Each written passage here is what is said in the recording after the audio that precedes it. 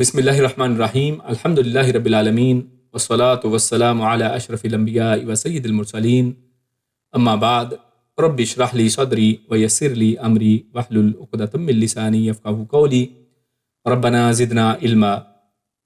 تو آج ہم انشاءاللہ سورۃ النساء کی آیت نمبر 116 اور 117 دو آیتیں وہ آج کے درس کے اندر ہم انشاءاللہ پڑھیں گے، اور ان دو آیات کے اندر جو ہمارے سامنے موضوعات ہیں وہ اصل میں دو بڑے موضوعات ہیں، اور انہی کے اندر پھر چھوٹے چھوٹے کئی موضوعات اس کے اندر آ جاتے ہیں۔ تو سب سے بڑا جو موضوع ہمارے سامنے آج آ رہا ہے وہ ہے مشرک کی پہچان کے اعتبار سے، کہ اللہ رب العزت نے یہاں پر ایک تو مشرک کا ذکر کیا ہے، اور پھر مشرک کیسے پہچانا جائے یہ پتہ ہمیں چلتا ہے، اور پھر اللہ رب العزت نے اس کا انجام بتایا ہے کہ ایک مشرک جو ہے اس کا انجام کیا ہونے والا ہے۔ اور اس کے بعد اگلی آیت کے اندر اللہ رب العزت نے، اور بلکہ اسی آیت کے دوسرے حصے کے اندر اللہ رب العزت نے اس بارے میں بھی بتایا کہ کون لوگ ہیں کہ جن لوگوں کی اللہ رب العزت جو ہے ان کو تو معاف کر سکتے ہیں، اور اللہ رب العزت نے وہاں پر جو شرک نہ کرنے والے لوگ جن کو اصطلاحاً توحید پرست یا موحدین کہا جاتا ہے، یعنی جو لوگ توحید پرست ہیں، جو اللہ رب العزت کو ایک مانتے ہیں، اس کے ساتھ شرک نہیں کرتے، اللہ رب العزت نے ان کے لیے استثنائی بات کی ہے کہ اللہ چاہے تو ان کو معاف فرما دے۔ اس کے بعد ہمارے سامنے جو موضوع آتا ہے وہ اللہ رب العزت نے دعا کو عبادت قرار دیا ہے، اور اسی کے آگے چلتے ہوئے اسی کے تناظر میں ہمارے سامنے آتا ہے کہ بہت سے لوگ جو ہیں وہ شرک اس انداز میں کرتے ہیں کہ وہ دعائیں کرتے ہیں غیر اللہ سے، اور اسی طرح شیطان تک کو وہ پکارتے ہیں۔ تو یہی سب ہمارے آج کے انشاءاللہ درس میں آگے آنے والا ہے۔ تو ہم درس کا آغاز کرتے ہیں اپنے پہلے موضوع سے، جس کا تعلق مشرک کی پہچان اور اس کے انجام کے اعتبار سے ہے۔ تو درس کے شروع میں ہم اس کا جو ترجمہ لفظ بلفظ ترجمہ پڑھا کرتے ہیں وہ ہم پڑھتے ہیں۔ اعوذ باللہ من الشیطان الرجیم، ان اللہ، ان بے شک اللہ، اللہ بے شک اللہ، یعنی اس میں کوئی شک والی بات نہیں ہے۔ اللہ رب العزت نے اس آیت کا آغاز ایک ایسی بات سے کیا ہے کہ جو آگے بات کی جا رہی ہے اس کے اندر کسی قسم کا شک نہ رہے۔ تو ان اللہ، بے شک اللہ، لا یغفر، لا نہیں، یغفر وہ بخشے گا، اللہ رب العزت نہیں بخشے گا، ان کے یشرکا کہ شریک بنایا جائے، کہ شریک بنایا جائے، بھی ساتھ اس کے۔ یہ دیکھیں، یہ آج وہی بھی جو ہم نے ابھی حرف جر میں سے پڑھا ہے، تو بھی یعنی ساتھ ہی اس کے، ان یشرکا بھی کہ اس کے ساتھ شریک بنایا جائے۔ اللہ رب العزت ہرگز نہیں بخشے گا کہ اس کے ساتھ شریک بنایا جائے۔ وَيَغْفِرُ اور وہ بخش دے گا، ما دونا، ما جو، دونا ذالکا، دونا علاوہ کو بھی کہتے ہیں، لیکن یہاں پر جو ہم دونا کا معنی کریں گے، جو حدیث کے اندر بھی ہمارے سامنے آتا ہے، وہ یہ کہ جو اس سے کم تر ہے، یعنی شرک کو تو ہم ہرگز معاف نہیں کریں گے۔ وَيَغْفِرُ اور وہ بخش دے گا، ما دون ذالکا، ما جو دونا یعنی کم تر ہوگا یا علاوہ اس کے کم تر ہوگا، ذالکا اس کے، یعنی کس کے، یعنی شرک سے کم تر جو بھی ہوگا، شرک کے علاوہ جو چیزیں ہوں گی ان میں کم تر جو چیزیں اس سے ہوں گی اس کو اللہ بخش دے گا۔ لیمن، لیے، من جو، یشاؤ وہ چاہے گا، یعنی اس کے لیے جس کے لیے وہ چاہے گا، یعنی یہاں پر بھی اللہ رب العزت نے اس کو اپنے ساتھ کنڈیشن رکھی ہے کہ اللہ کی مرضی پر ہے کہ جس کو وہ چاہے بخش دے۔ تو یہاں پر آیت کے اس حصے کا مفہوم کیا ہمارے سامنے آیا کہ بے شک اللہ تعالیٰ نہیں بخشے گا، ان یشرک بھی، جس نے اس کے ساتھ کسی کو شریک، جو کہ وہ شریک بنایا جائے۔ وَيَغْفِرُ مَا دُونَ ذَلِكَ لِمَن يَشَاءُ اور وہ بخش دے گا جو اس کے علاوہ ہے جس کو وہ چاہے گا، یعنی اس کے علاوہ سے مراد یہاں پر اس سے کم تر، یعنی شرک سے کم تر۔ وَمَن يُشْرِكْ بِاللَّهِ اور من جو یشرک شریک بنائے، باللہ بھی ساتھ، یہی وہی حرف جار آ گیا ہے، بھی ساتھ، اللہ ہی اللہ کے، اور اللہ کو حرف جار یعنی مجرور کر دیا اس نے، تو باللہ اللہ کے ساتھ، یعنی جو بھی شریک بنائے اللہ کے ساتھ، فقد، فا تو تحقیق یا فا مطلب تو، لہذا، قد یقیناً، دلہ وہ بھٹک گیا، دلالن یعنی ایک بھٹکنا، ایک گمراہی، یعنی ایسا بھٹکا کہ جو واقعی بھٹکنے والی کوئی چیز ہے، گمراہی، بعیدہ بہت دور کی، دلالم بعیدن، تو یہاں پر دلالن بعیدن یہ کیا ہے؟ یہ ہمارے سامنے مرکب توصیفی ہے، یعنی گمراہی کی یہاں پر صفت بیان کی گئی ہے کہ کیسی گمراہی؟ جو بڑی دور والی گمراہی، دور کی گمراہی، تو فقط ضل ضلالا بعیدا کہ ایسا شخص جو ہے وہ بھٹک گیا دور کی گمراہی۔ تو اس آیت کے اندر اللہ رب العزت نے بہت بڑا بہت ہی اہم موضوع یہاں پر ذکر کیا ہے۔ اللہ رب العزت ارشاد فرماتے ہیں ان اللہ لا یغفر ان یشرک بہ۔ تو آپ نے پچھلی آیت، ہم اس کے اعتبار سے ہم پچھلی آیت کے ساتھ جوڑ کر اس کو ہم پڑھیں تو آپ نے دیکھا تھا کہ پچھلے درس کے اندر جو اس سے پچھلی آیت ہے، آیت نمبر 115، اس کے اندر ہم نے پڑھا تھا کہ اللہ رب العزت نے وہاں پر جو لوگ ومن یشاقق الرسول، جو رسول صلی اللہ علیہ وسلم کی مخالفت کرتے ہیں ان کی بات کی تھی، اور اسی طرح جو لوگ مومنوں کی مخالفت کرتے ہیں ان کی بات کی تھی کہ ایسے لوگوں کا ٹھکانہ کیا ہے، وہ جہنم ہے، اور اللہ رب العزت نے ان کے لیے کفر کا جو ہے فیصلہ فرمایا ہے۔ اللہ رب العزت نے جہنم کی بات ان کے لیے کی ہے جو اللہ اور اس کے رسول اور رسول اللہ صلی اللہ علیہ وسلم کے ساتھ جو ہے صحابہ کرام جو ہے مومنین جو ہیں، مومنین کے راستے کو چھوڑ کر کوئی اپنا راستہ اپناتے ہیں، مومنین کے راستے کی پیروی نہیں کرتے ہیں، اللہ کے نبی صلی اللہ علیہ وسلم کے سامنے ان کی مخالفت کرتے ہیں، ان کے سامنے کھڑے ہو جاتے ہیں۔ تو ہم نے دیکھا تھا کہ پچھلی آیت میں یہ بات ہم نے پڑھی تھی۔ تو اس آیت میں اللہ تعالیٰ نے اس کے کفر پر، جو پیچھے کفر بیان کیا گیا ہے، اس کے ساتھ اس کو بیان کرنے کا مقصد کیا ہے کہ اللہ رب العزت فرمائے ان اللہ لا یغفر ان یشرک، کہ اس سارے جو کفر کی بات کرنے کے بعد یہ شرک کی بات جو کی گئی ہے، تو علماء مفسرین لکھتے ہیں کہ اس سے مراد اصل میں یہاں پر اس کفر کو شرک قرار دیا گیا ہے، کہ اس کفر پر ان کا اڑنا جو ہے اصل میں وہ شرک ہے، کیونکہ انہوں نے اپنے آپ کو اللہ کے نبی صلی اللہ علیہ وسلم کے سامنے اور اللہ کے دین کے سامنے، اللہ کا دین ہے، اللہ کی کتاب ہے، اللہ رب العزت کے احکامات اور اللہ رب العزت کا یہ دین ہے، اس کے سامنے وہ اس کے مقابلے میں اپنا دین پیش کرتے ہیں، اس کے سامنے وہ اپنی رائے پیش کرتے ہیں، تو لہٰذا وہ اصل میں اللہ کے سامنے شرک کرنے والے ہیں، انہوں نے اللہ کو چھوڑ کر اپنے آپ کو ایک معبود بنا لیا ہے۔ اور اس کا ایک دوسرا انداز بھی ہے اس آیت کو سمجھنے کا کہ ہم نے اس سے پہلے منافقوں کا ذکر جو ہے پڑھا ہے، جو پیغمبر صلی اللہ علیہ وسلم کے فیصلوں کو پسند نہیں کرتے اور وہ بھی ایک جدا راستے پر چلتے تھے۔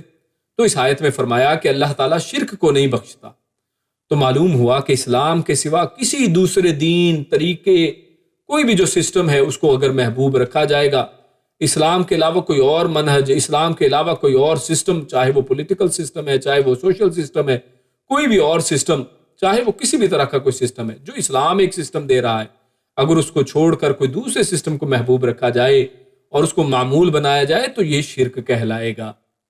کیونکہ آپ نے دیکھا تھا کہ ان لوگوں کے اندر بھی یہی ایک بیماری تھی کہ انہوں نے اللہ کے نبی اور اللہ کے دین کے مقابلے میں انہوں نے اپنے ماحول کو اس کے اندر پسند کیا، کیونکہ اسلام کے سوا جو دین بھی ہے وہ شرک ہے، اگرچہ پرستش کا شرک نہ بھی کیا جائے۔ تو یہاں پر ایک اور اہم بات ہمارے سامنے آتی ہے، یہاں پر اس آیت کے پس منظر سے جو ہمیں پتہ چلتا ہے، سیاق و سباق سے پتہ چلتا ہے کہ شرک کا جو ایک عام معنی اور مفہوم ہے، یہاں پر اس کے ساتھ ایک اضافی ایک نیا مفہوم بھی دیا گیا ہے، اور وہ یہ کہ شرک صرف یہ نہیں ہے کہ اللہ کے علاوہ کسی اور کے سامنے سجدہ کیا جائے، کسی اور کی عبادت کی جائے، بلکہ شرک یہ بھی ہے کہ اللہ کے سامنے ایک نیا دین پیش کر دی جائے، نئی رائے پیش کر دی جائے، اللہ کے دین کے سامنے، اللہ کے نبی کی جو شریعت ہے اس کے سامنے ایک نئی شریعت پیش کر دی جائے، اللہ کے نبی صلی اللہ علیہ وسلم اور مومنوں کا جو ایک راستہ ہے اس راستے کے سامنے اس کے مقابلے میں ایک نیا راستہ پیش کر دیا جائے اور اس کو چھوڑ دیا جائے، تو اصل میں یہ بھی شرک اللہ رب العزت نے یہاں پر گردانا ہے۔ تو یہ بڑی اہم بات ہے کہ شرک کو یہاں پر ایک نیا مفہوم ہمیں اس کا سمجھ میں آتا ہے۔ تو قرآن نے شرک کے اس مفہوم کو خود واضح کیا ہے، یعنی یہ مفہوم خود قرآن کریم میں بھی اللہ رب العزت نے بیان کیا ہے، جیسے اللہ فرماتا ہے کہ ام لہم شرکاء شرعوا لہم من الدین ما لم یأذن بہ اللہ، سورۃ الشورى کی آیت نمبر 21 ہے، جس میں اللہ رب العزت کیا ارشاد فرماتے ہیں کہ یا ان کے لیے کچھ ایسے شریک ہیں جنہوں نے ان کے لیے دین کا وہ طریقہ مقرر کر دیا ہے جس کی اللہ نے اجازت نہیں دی۔ یعنی یہاں پر شرکاء کن کو کہا جا رہا ہے، اللہ کے مقابلے میں شریک کن کو کہا جا رہا ہے، جنہوں نے اللہ رب العزت کے اس دین کے مقابلے میں ایک نیا دین گھڑ لیا ہے، دین کا ایک نیا طریقہ گھڑ لیا ہے جس کی اللہ نے اجازت نہیں دی ہے۔ یعنی وہ طریقہ، اور اس میں آپ ہر چیز کو دیکھ سکتے ہیں، اس میں وہ بدعات بھی ہیں کہ جو دین کے اندر ایک ایسی نئی راہ ہے، ایک ایسا نیا طریقہ ہے کہ جو اللہ کے نبی صلی اللہ علیہ وسلم نے ہمیں نہیں بتایا ہے، جو اللہ رب العزت نے قرآن کے اندر نہیں دیا ہے، اور وہ تمام معنی اور مفاہیم بھی ہیں جو قرآن میں اللہ رب العزت نے اپنے اس قرآن کے معنی مفہوم متعین نہیں کیے ہیں۔ اگر کوئی شخص اس معنی سے ہٹ کر کوئی اپنا نیا معنی اور مفہوم متعین کرتا ہے جو دین نے مقرر نہیں کیا ہے، تو لہٰذا یہ شخص اصل میں ایک دین کے اندر اللہ کی اجازت کے بغیر ایک نیا راستہ نکال رہا ہے، اور کیوں؟ کیونکہ راستہ بتانے والی دو چیزیں ہم نے پچھلی آیت میں پڑھ لی. وہ کیا ہیں؟ کہ رسول اللہ صلی اللہ علیہ وسلم اور اس کے بعد مومنین کا راستہ. تو جو مومنین کے راستے کو چھوڑ دے، رسول اللہ صلی اللہ علیہ وسلم کے راستے کو چھوڑ دے، جو اللہ کے نبی کی تشریحات، اللہ کے نبی کے دین کو چھوڑ دے، اس کے طریقے کو چھوڑ دے، تو لہٰذا وہ شخص جو ہے اللہ رب العزت کے سامنے ایک شرک کرنے والا ہے، اس کے مقابلے میں کھڑے ہونے والا ہے. اسی طرح سورۃ التوبہ میں بھی اللہ رب العزت نے ارشاد فرمایا. اللہ کیا فرماتا ہے؟ سورہ توبہ آیت نمبر 31 میں اللہ فرماتا ہے اتخذوا احبارهم ورهبانهم اربابا من دون الله والمسيح ابن مريم وما امروا الا ليعبدوا الها واحدا لا الہ الا هو سبحانه عما يشركون. تو اس آیت کے اندر اللہ رب العزت نے کیا فرمایا؟ اللہ رب العزت یہاں پر عیسائیوں کی بات کر رہے ہیں، اور عیسائیوں کی بات کرتے ہوئے اللہ فرماتا ہے کہ ان لوگوں نے کیا کیا؟ انہوں نے اپنے احبار جو ہیں، یعنی اپنے علماء جو ہیں، اپنے رہبان یعنی اپنے جو درویش اور صوفی ٹائپ کے لوگ ہیں، ان کو اربابن، ان کو رب بنا لیا، من دون اللہ، اللہ کو چھوڑ کر، اللہ کے علاوہ، اور والمسیح ابن مریم، اور عیسیٰ ابن مریم کو بھی انہوں نے رب بنا لیا. تو جب یہ آیت نازل ہوئی تو آپ کو پتا ہے کہ عدی بن حاتم جو پہلے عیسائی تھے وہ مسلمان ہو گئے تھے. تو جب انہوں نے یہ آیت قرآن کریم کے اندر یہ آیت سنی تو انہوں نے یہ بات اللہ کے نبی صلی اللہ علیہ وسلم کے سامنے رکھی، ایک استفسار، ایک سوال، کہ یہ چیز مجھے سمجھ نہیں آئی ہے کہ میں پہلے عیسائی تھا اور ہمیں معلوم ہے کہ ہم لوگ کبھی بھی اپنے علماء اور اپنے درویشوں کو رب نہیں مانتے تھے، لیکن قرآن کا یہ جو دعویٰ ہے تو یہ کیا ہے؟ تو اللہ کے نبی صلی اللہ علیہ وسلم نے ان سے پوچھا تھا، جس کا معنی کچھ اس طرح، یعنی جس کا مفہوم کچھ اس طرح سے کہ اللہ کے نبی صلی اللہ علیہ وسلم نے کہا کہ کیا وہ جب کوئی چیز جو ہے وہ آپ کے سامنے کہتے ہیں کہ یہ حرام ہے تو تم اس کو ایز اٹ از حرام مان لیتے ہو، یعنی حالانکہ اللہ نے اسے حرام نہیں قرار دیا ہوتا. اور اسی طرح وہ کسی حرام چیز کو حلال قرار دے دیتے ہیں تو تم اس کو ایز اٹ از مان لیتے ہو. تو انہوں نے کہا ہاں یہ تو ہم کرتے تھے کہ علماء یا رہبان جو ہمارے سامنے کسی چیز کو حلال یا حرام ٹھہراتے تھے تو ہم اس کو ایز اٹ از مان لیتے تھے. تو انہوں نے کہا کہ یہی ان کو رب بنانا ہے. تو لہٰذا یہ دیکھیے، دوسروں کے، غیروں کے طریقوں کو چلنا، ان کے حرام کو حرام سمجھنا، اللہ اور اس کے رسول اور مومن کے رستے کو چھوڑ کر کسی ایک فرض واحد کے حرام کردہ کو حرام سمجھنا، اس نے جو کہہ دیا اسی کو حرف آخر سمجھنا، جبکہ پوری دین، پوری شریعت اس کے بالکل مخالف کھڑی ہو، اللہ کے نبی صلی اللہ علیہ وسلم کے اقوال اور جو احادیث ہیں وہ اس کے سامنے سنت کھڑی ہو، تو اس کے باوجود کہنا کہ نہیں ہمارے اندر تو یہ ہے، ہمارے حضرت صاحب تو یہ فرماتے ہیں. تو میرے بھائیوں، یہ اصل میں ان کو رب بنانا ہے. تو اس لیے یہ بڑی ہی اہم اور بڑا ہی سینسٹیو موضوع ہے اور اس کو سمجھنے کی بڑی ضرورت ہے. اس کے بعد اللہ کیا فرماتا ہے کہ اللہ رب العزت اس سب کو تو کبھی بھی نہیں بخشے گا، کہ اللہ رب العزت کبھی بھی شرک کرنے والے کو بخش دے، ایسا ممکن نہیں ہے. ہاں، اللہ رب العزت نے فرمایا وَيَغْفِرُ مَا دُونَ ذَلِكَ. تو یہاں پر جو دونا کا معنی، دونا کا جو معنی ہے وہ ہم عام روٹین میں سوا بھی اس کا معنی کیا جاتا ہے، یعنی اس کے علاوہ، لیکن اس کا معنی قرآن و حدیث میں ہمیں کم تر بھی ملتا ہے. یعنی اس دونا کا معنی یعنی جو کسی چیز سے کم تر ہو، یعنی کم درجے کا ہو. تو یہاں پر اس کا معنی اصل میں یہی بہتر یہاں پر معلوم ہوتا ہے، اور یہی اس کے سیاق سے یہی پتہ چلتا ہے.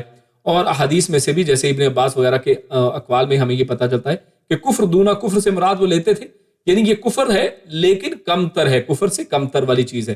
یعنی یہ وہ والا کفر نہیں ہے جس سے انسان جو دائرہ اسلام سے باہر نکل جاتا ہے. تو اسی طرح یہاں پر دونا کا جو لفظ ہے اسی معنی میں ہے. یعنی کیا مطلب یہ کہ اللہ رب العزت شرک والے کو تو معاف نہیں کرے گا، لیکن شرک سے جو کم تر گناہ ہیں ان کے کرنے والے کو معاف کر سکتا ہے. اور یہ کیوں ہے بات؟ یعنی یہاں پر اگر سوا ہم ترجمہ کریں تو کیا گڑبڑ چلے گی؟ تو وہاں پر ایک گڑبڑ ہو جائے گی بہت بڑی. اگر ہم کہیں کہ شرک کے علاوہ ہر چیز معاف کر دے گا تو کیا اللہ رب العزت شرک کے علاوہ ایک بندہ اللہ کے نبی صلی اللہ علیہ وسلم کو مانتا ہی نہیں ہے؟ ہاں، وہ شرک نہیں کرتا لیکن اللہ کے نبی کو نہیں مانتا. ایک بندہ شرک نہیں کرتا لیکن وہ جناب قرآن کریم کے اندر تحریف کرتا ہے. تو شرک کے علاوہ یہ گناہ والی چیزیں ہیں، یہ کبائر ہیں، لیکن کیا، اور یہ کفر ہیں اصل میں. تو کیا ایسا کرنے والے کو بھی اللہ رب العزت بخش دے گا؟ تو یقیناً اللہ رب العزت ایسے کام کرنے والے کو نہیں بخشے گا. اسی طرح اگر کوئی شخص دین اسلام قبول کر لے، اللہ کی توحید اور رسول اللہ صلی اللہ علیہ وسلم کی رسالت کی شہادت دے دے، اس کا عملی نمونہ وہ کر کے دکھا دے اور ایسے افعال سے بچا رہے جس سے آدمی اسلام سے باہر نکل جاتا ہے، کفر والے اعمال، جو مرتد ہونے والے اعمال اگر نہ کرے، تو اگر ایسا شخص، ایسا اہل توحید جو شرک نہیں کرتا اور شرک کے علاوہ جو ہے وہ اگر کوئی اور گناہ اس سے ہو جاتے ہیں، کبیرہ گناہ اس سے ہو جاتے ہیں، اس کا ارتکاب کر بیٹھے، تو اللہ کی مرضی ہے. اللہ نے فرمایا کہ اللہ رب العزت چاہے لمن یشاء، تو جس کو چاہے وہ معاف کر دے تو یہ اللہ کی مرضی اور اللہ کی چاہت پر ہے.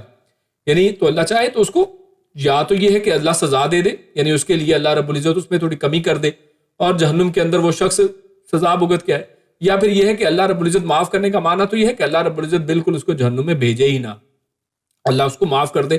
تو اسی کا یہاں پر ذکر ہے کہ اللہ جس کو چاہے شرک کے علاوہ، شرک کو چھوڑ کر اس سے جو کم درجے کے گناہ ہیں، کبائر جس نے کر لیے ہیں، جس نے کوئی قتل کر دیا، جس سے کوئی گناہ، کوئی زنا ہو گیا، جس سے کوئی چوری ڈکیتی ہو گئی، کسی کا حق مارا گیا، جو کبائر ہیں، اگر وہ کبیرہ گناہ کرتا ہے تو اس حالت میں اللہ کے سامنے جاتا ہے کہ اس نے شرک نہیں کیا ہے، تو اللہ رب العزت چاہیں تو اس کو معاف کر سکتے ہیں.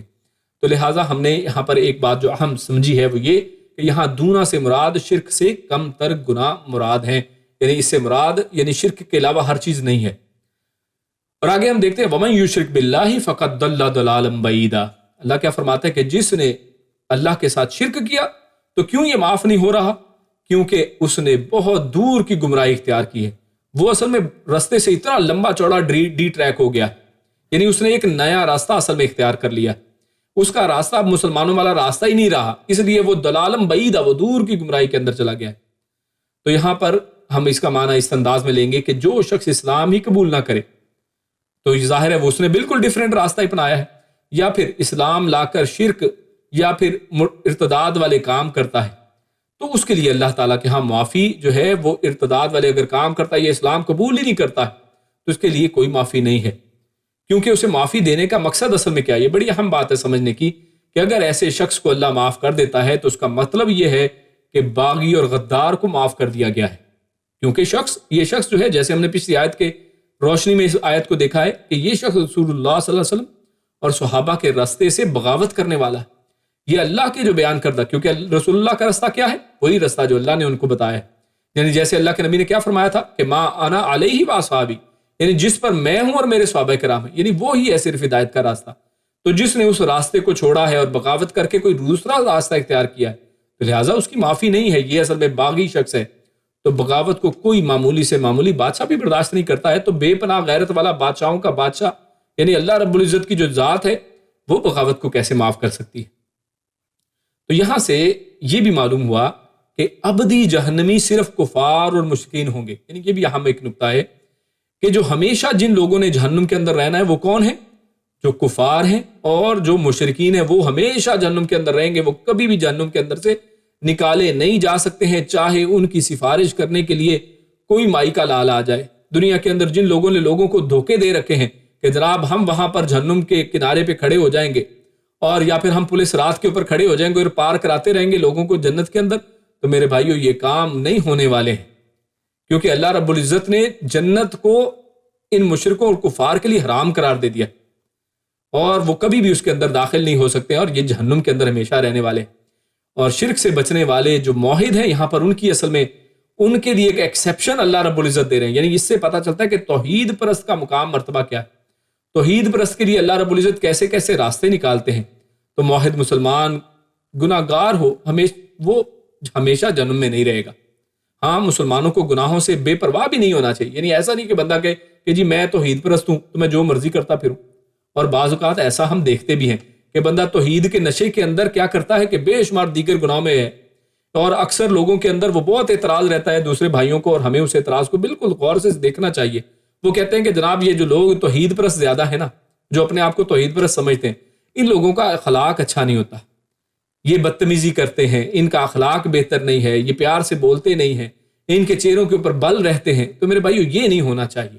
ہمیں توحید کے کسی نشے میں نہیں رہنا چاہیے. کیوں؟ ہاں یقیناً یہ بات تو ٹھیک ہے کہ جہنم کے اندر سے نجات ہو جائے گی اگر اللہ چاہے، یا پھر اپنی وہ کہہ لیں کہ اپنی سزا بھگتنے کے بعد. لیکن جو گناہ ہیں جیسے اخلاق، ایک بہت بڑا اخلاق کے اندر رہنا بہت بڑی چیز ہے. اللہ رب العزت نے نبی اکرم صلی اللہ علیہ وسلم کو بھیجنے کے مقصدوں میں سے ایک مقصد بتایا کہ آپ کو اخلاق کی تکمیل کے لیے بھیجا گیا ہے، اعلیٰ اخلاق کی تکمیل کے لیے بھیجا گیا ہے. تو اگر انسان اخلاق سے خالی ہے، یعنی جیسے حدیثوں کے اندر آتا ہے کہ اللہ کے نبی نے کیا فرمایا ہے کہ قیامت والا دن ہوگا اور ایک بندہ آئے گا، اس کے پاس ڈھیروں جو ہے نیکیاں ہیں، اور لیکن اس نے کسی کو گالی دی ہوگی، کسی کو برا بلا کہا ہوگا، کسی کو مارا ہوگا. سب لوگ اپنا اپنا حق لینے آئیں گے اور اس کے بندے کے پاس کچھ بھی نہیں رہے گا، حتیٰ کہ وہ ان کے گناہ لے کر جہنم کے اندر چلا جائے. تو اس لیے ان گناہوں سے بے پرواہ نہیں ہونا چاہیے. کیونکہ ان کے لیے بخشش بھی اللہ کی مشیت کے اوپر، اللہ کی مرضی کے اوپر، چاہے تو وہ معاف کر کے ڈائریکٹ جنت میں داخل کر دے، اور چاہے تو اس کے گناہوں کی سزا بھگتنے کے لیے جہنم میں جھونک دے۔ تو لہٰذا جہنم کا تو ایک لمحہ بھی انسان برداشت نہیں کر سکتا۔ اللہ رب العزت ہم سب کو اس جہنم سے محفوظ فرمائے، اللہم اجرنا من النار۔ تو یہاں سے ایک اور اہم بات جو پتہ چلتی ہے، آخری بات اس حوالے سے، وہ یہ کہ یہاں سے ان سب لوگوں کا بھی رد ہے کہ جو کبیرہ گناہ کے مرتکب کو دائمی جہنم کہتے ہیں۔ یعنی بہت سے ایسے فرقے، ایسے لوگ ہیں جیسے خوارج ہیں، اور آج کے دور میں یہ داعش وغیرہ طرح کے لوگ جو ہیں، وہ کیا کہتے ہیں؟ وہ کہتے ہیں کہ کوئی شخص اگر اس نے کبیرہ گناہ کیا ہے، جیسے جھوٹ بولنا کبیرہ گناہ ہے، یا اس طرح نماز کو چھوڑ دینا جو ہے یہ کبیرہ گناہ ہے، تو اگر وہ کوئی شخص، کسی نے کوئی نماز چھوڑی ہے، ظہر کی نماز نہیں پڑھی ہے، کبیرہ گناہ اس نے کیا، فرض کو ادا نہیں کیا ہے، تو وہ کہتے ہیں کہ ایسا شخص جو ہے وہ بھی دائمی جہنمی ہے۔ تو میرے بھائیو، ان کا اصل میں یہاں پر رد بھی نکلتا ہے کہ نہیں، ان کے لیے دائمی جہنمی آپ نہیں کہہ سکتے ہیں۔ وہ اپنی سزا بھگتنے کے بعد، یا اللہ رب العزت چاہے تو اپنی خاص رحمت سے ان کو معاف کر کے، ہاں شرک نہ کیا ہو تو اللہ رب العزت ان کو معاف کر سکتے ہیں۔ تو لہٰذا ان کا بھی یہاں سے رد ہمیں ملتا ہے۔ تو آگے چلتے ہیں۔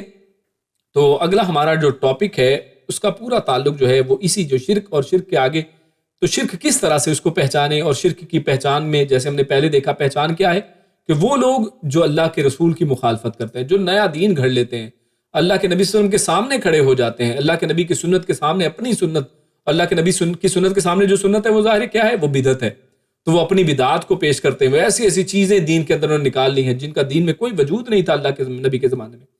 اللہ کے نبی صلی اللہ علیہ وسلم نے کیا فرمایا کہ من احدث فی امرنا ھذا ما لیس منہ فہو رد، کہ جس نے اس دین میں جو آج یہ امر ہے ہمارا، اس کے اندر کوئی نئی بات نکالی تو وہ کیا ہے، فہو رد، وہ رد ہے، وہ مردود ہے، منہ پہ دے ماری جائے گی، اس کو قبول نہیں کیا جائے گا۔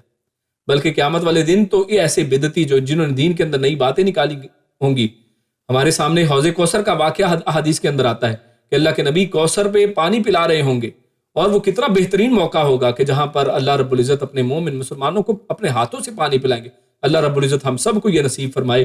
تو وہاں پر کچھ لوگ جن کو اللہ کے نبی پہچان بھی لیں گے کہ یہ ہمارے مسلمان لگتے ہیں، ویسے ہی نظر آ رہے ہیں، لیکن ان کے درمیان میں دیوار کر دی جائے گی، اور فرشتے کہیں گے کہ انہوں نے تمہارے آپ کے بعد جو ہے وہ دین کے اندر نئی نئی باتیں گھڑ لی جائیں گی۔ تو اللہ کے نبی پھر کیا فرمائیں گے؟ سوکن۔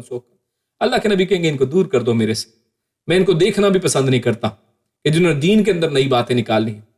تو یہاں پر آج آگے اسی سے چلتے ہوئے آگے ہمارے پاس جو ٹاپک آ رہا ہے وہ دعا کے اعتبار سے، کہ عبادت کو اصل میں بعض اوقات یہ سمجھا جاتا ہے کہ جناب سجدہ کرنا ہی کوئی شاید، یا بہت بڑی کوئی چیز کریں گے تو شاید وہی شرک ہوگا، شاید وہی جو ہے وہ کفر ہوگا، اور دعا مانگنے کو تو کچھ سمجھا ہی نہیں جاتا ہے کہ ہم تو جناب فلاں بزرگ سے صرف دعا ہی مانگ رہے ہیں۔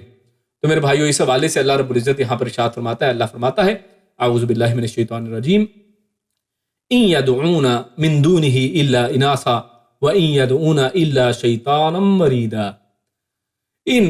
ان یہاں پر نہیں کے معنی میں ہے، اور کیوں نہیں کے معنی میں ہے؟ جب بھی ان کے بعد آگے جملے میں الا آ جائے تو الا کی وجہ سے جو ان ہے یا انا ہے اس کا معنی ہم بے شک کی بجائے کرتے نہیں۔ تو آگے کیونکہ الا آ رہا ہے، ان یدعون من دونہ الا اناثا، تو اس الا نے یہاں پر ان کے معنی کو نہیں بنا دیا ہے۔ تو ان نہیں، یدعون وہ سب پکارتے، من دونہ، اور یدعون کے لفظ کو غور سے دیکھیے، یدعون یعنی وہ دعائیں کرتے، وہ پکارتے، اور دعا کا یہ روٹ، یہ وہی روٹ ہے جو ہم دعا کے لیے استعمال کرتے ہیں۔ نہیں وہ دعائیں کرتے، نہیں وہ پکارتے، اور پکارنا کس کو کہتے ہیں؟ یعنی دعا کرنا، کسی سے بول کر کوئی بات کرنا، تو نہیں وہ پکارتے من دونہ اس کے سوا کو، الا مگر، اناسا مگر عورتوں کو۔ اللہ فرما رہے ہیں کہ جن کو یہ بھی اللہ کے علاوہ پکارتے ہیں اصل میں وہ عورتوں کو پکار رہے ہیں، اور اس کو ہم تفصیل میں دیکھیں گے۔ وَإِن يَدْعُونَ، اور نہیں یدعون وہ پکارتے، الا مگر، شیطانا مریدا مگر شیطان کو۔ کیسا شیطان؟ مریدا جو سرکش ہے، یعنی جس نے سرکشی کری ہے، وہ بغاوت کرنے والا شیطان، جو اپنی حد سے گزرنے والا شیطان ہے، جس کا یہ رائٹ نہیں بنتا تھا کہ وہ ایسا کرے، تو وہ اصل میں اس کو پکارتے ہیں۔ یعنی یا تو وہ کیا کرتے ہیں، وہ الا اناسا، نہیں وہ پکارتے مگر عورتوں، یعنی وہ صرف عورتوں ہی کو پکارتے ہیں، مطلب یہ نکلتا ہے۔ یعنی جب اس طرح سے بات کی جائے تو عربی کا یہ اس بات کرنے کے انداز میں بڑی تاکید پائی جاتی ہے کہ وہ صرف عورتوں ہی کو اصل میں پکارتے ہیں اللہ کے علاوہ، اللہ کو چھوڑ کر، اور وہ صرف شیطان جو سرکش ہے اسی کو پکارتے ہیں۔ تو ہم اس کو آگے چل کے اچھی طرح سے اس کو دیکھتے ہیں کہ اس کا معنی مفہوم اصل میں کیا ہے، اس کو سمجھنے کی کوشش کرتے ہیں۔ تو شروع کرتے ہیں. اللہ فرماتا ہے ان یدعون من دونہ الا اناثا.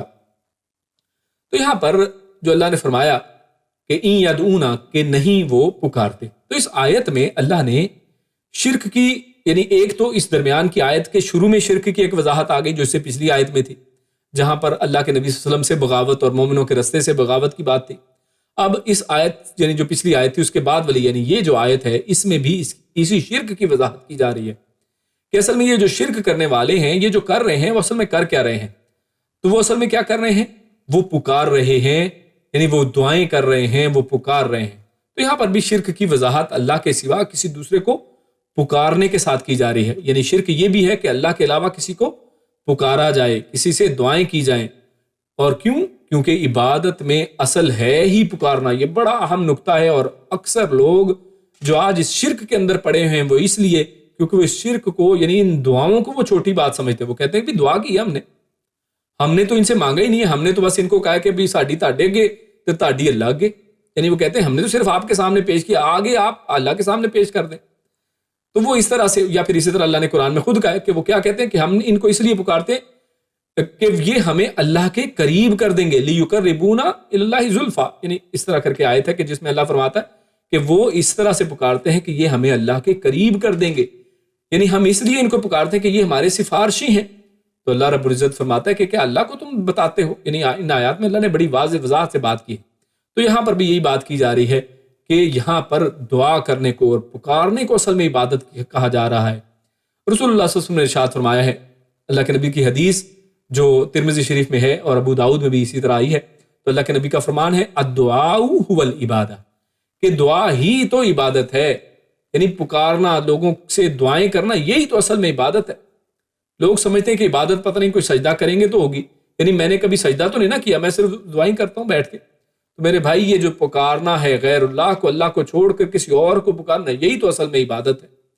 اور یہ مضمون صرف حدیث میں نہیں بلکہ کچھ صورتوں کے اندر بھی ہمارے سامنے یہ مضمون بڑی وضاحت سے آتا ہے. اللہ رب العزت سورہ مومن میں ارشاد فرماتا ہے، اللہ فرماتا ہے وقال ربکم ادعونی استجب لکم. اللہ رب العزت فرماتا ہے کہ تمہارے رب کا فرمان ہے کہ مجھ سے دعا کرو، میں تمہاری دعاؤں کو قبول کروں گا. ان الذین یستکبرون عن عبادتی سیدخلون جہنم. بہت بڑی بات ہے، اس کو اگر غور کریں تو بہت بڑی بات یہاں پر کی گئی ہے. اللہ رب العزت کیا فرما رہے ہیں؟ ان الذین یستکبرون یعنی عن عبادتی، یعنی بے شک وہ لوگ جو میری عبادت سے تکبر کر رہے ہیں. پیچھے بات کیا ہوئی ہے؟ وقال ربکم ادعونی استجب لکم، کہ مجھے دعا کرو، تم میرے سے دعا کرو، میں اس کو قبول کروں گا. اس دعا کرنے کو اللہ رب العزت کیا فرما رہے ہیں کہ یستکبرون عن عبادتی، دعا کو خود اللہ رب العزت نے یہاں پر عبادت مقرر فرمایا ہے کہ اصل میں یہ لوگ کہ جو لوگ میری عبادت سے خود سری کر رہے ہیں، یہ اس سے تکبر کر رہے ہیں، تو اللہ کیا فرماتا ہے سیدخلون جہنم، کہ یہ عنقریب جو ہے وہ جہنم کے اندر داخل ہو جائیں گے. تو یہاں پر اس سے ہمیں یہ پتہ چلا ان چیزوں سے کہ دعا جو ہے وہ اصل میں عبادت کا مغز ہے. اسی طرح حدیث کے اندر آتے الدعاء مخ العبادہ، کہ دعا جو ہے وہ عبادت کا کیا ہے؟ مغز ہے. یعنی اصل عبادات اصل میں ہے ہی دعا. اور آپ اسی طرح اگر قرآن کریم کے اندر دیکھیں تو جو نماز ہے یا اسی طرح سورۃ الفاتحہ پڑھیں تو پوری کی پوری دعا ہے. قرآن میں بے شمار جگہوں پر دعائیں ہیں. تو قرآن کو پڑھنا ایک عبادت ہے. اسی طرح نماز آپ پڑھتے ہیں تو نماز عبادت ہے، اس کے اندر آپ سورۃ الفاتحہ پڑھتے ہیں جو ایک دعا ہے. اور اسی طرح بلکہ الصلاۃ یعنی دعا، یہ پوری کی پوری نماز جو ہے اس کے اندر بے شمار دعائیں آپ پڑھتے ہیں. آپ کھڑے ہو کر بھی دعائیں کرتے ہیں، اور اسی طرح آپ بیٹھ کر دعائیں کرتے ہیں. آپ اس کے اندر جب قنوت نازلہ کرتے ہیں اس کے اندر دعائیں کرتے ہیں. جب آخر میں اتحیات کے بعد بیٹھتے ہیں اس کے اندر دعائیں کرتے ہیں. تو پوری کی پوری نماز کے اندر دعائیں ہی دعائیں ہیں. تو اصل میں عبادت جو ہے اس کا مغز جو ہے اور یا عبادت کا جو اصل ہے وہ اصل میں عبادت جو دعا ہی ہے اصل میں. تو رب تعالیٰ نے یہاں اللہ رب العزت کو پکارنے ہی کو عبادت قرار دیا ہے کہ صرف پکارا جائے تو اللہ کو پکارا جائے. تو عبادت کی جتنی بھی صورتیں ہیں جیسے قیام ہے، رکوع ہے، سجدہ ہے، نظر و نیاز ہے، پکارنا ہے وغیرہ، ان سب کا اصل مقصد کیا ہوتا ہے؟ انسان کسی کے سامنے کیوں قیام کر رہا؟ یعنی اگر کوئی شخص کسی غیر اللہ کی قبر کے سامنے قیام کر رہا ہے، یا کسی جھنڈے کے سامنے قیام کر رہا ہے، کسی کے سامنے رکوع کر رہا ہے، کسی کے سامنے سجدہ کر رہا ہے، کسی بندے کے سامنے، کوئی زندہ ہو یا مردہ ہو، کسی بھی شخص کے سامنے سجدہ کر رہا ہے، اس کے نام کی نظر و نیاز دے رہا ہے، چاہے وہ کتنی ہی بڑی ہستی ہو، یا اس کو پکار رہا ہے، تو اصل میں ان سب کے پیچھے کیا ہے؟ وہ کیا کرنا چاہتے ہیں یہ سب کر کے؟